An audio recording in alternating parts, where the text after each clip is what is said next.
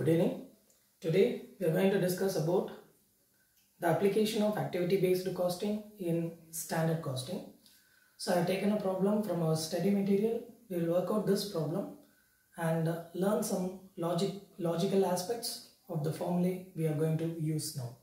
So we'll start with overhead variance. Now overhead variance formula: budgeted overhead for actual production minus actual overhead. First of all, we cannot directly compare budgeted overhead with actual overhead because the budgeted production and actual production may differ. So we have to fine tune, adjust our budgeted overhead for actual production and then compare with actual overhead. If actual overhead is more, the variance is adverse as cost increases. If it is less, the variance is favorable. So we'll work out budgeted overhead. It is given as 4,000 rupees. So for 2,000 units, it is 4,000 rupees overhead. Therefore, what is the overhead value for actual production? So this is 2,100 minus actual overhead. Actual overhead given as 3,900. So 3,900. Now, when we compute this, we get 4,200 minus 3,900. So obviously, actual overhead is less than the budgeted overhead. So the scenario is favorable. So it is favorable to the extent of 300 rupees. Right? So this overhead variance can be further classified into price or rate variance, efficiency variance. Now we'll work out what is the price or rate variance here. Since we are applying ABC techniques in standard costing, we are going to analyze the rate of cost driver, right? So the rate difference and how efficiently we have used the cost driver as efficiency variance. Now the price or rate variance,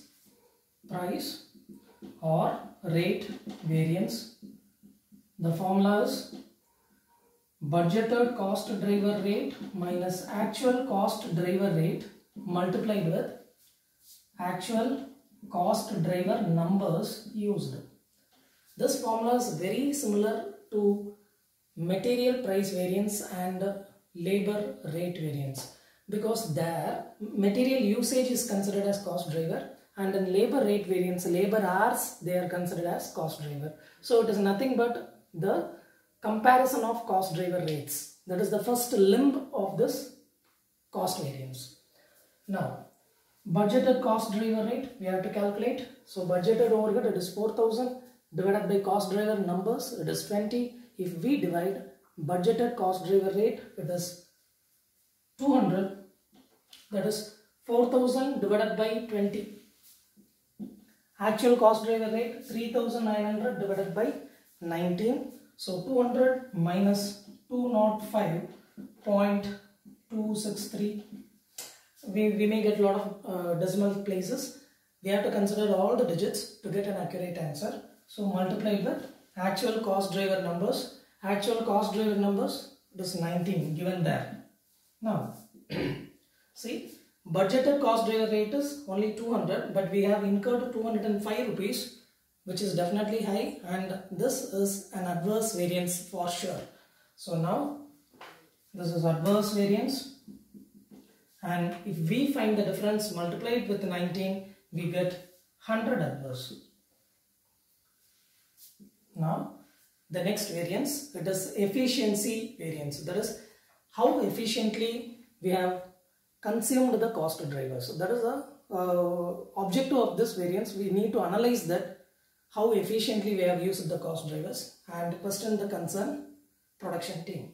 Now, efficiency variance, the formula budgeted cost driver numbers for actual production minus actual cost driver numbers multiplied with budgeted cost driver rate. Very similar to material usage variance and labor efficiency variance. Now, budgeted cost driver numbers, it is given here 20 and this 20 is for 2000 units. So for 2000 units, budgeted cost driver numbers 20. So what is it for actual production? That is for 2100. So multiply it with 2100 minus actual cost driver numbers. Actual cost driver numbers 19. It is given there 19 multiplied with budgeted cost driver rate. We have already calculated the figures 200. So we can take from there 200. So now when we simplify this, we get 21 minus 19 multiplied with 200. So we are supposed to incur only 21 numbers of the cost driver, but we have incurred 19 numbers, which is very less than the budgeted figure. So obviously we are in a favorable position because we have spent less number of cost driver numbers. So here it is favorable and 400 favorable. Now I'll write the variance chart there. Overhead variance. The answer was 300 favorable.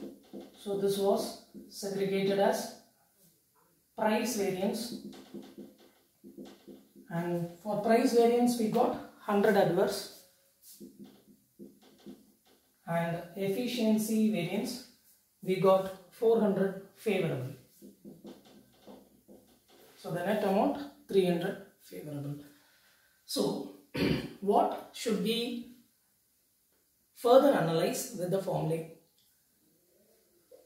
In activity based costing, we used to analyze the overhead cost. Now this overhead cost will land with two components. See, one component may respond to cost drivers, right? So under ABC, we term that as variable cost. Doesn't mean that they vary with number of units produced, but this cost varies with cost drivers. So it is variable. And the other part, it remains rigid. It remains fixed, irrespective of the cost driver changes. So it is not responding to the cost drivers. So it is termed as fixed under ABC costing.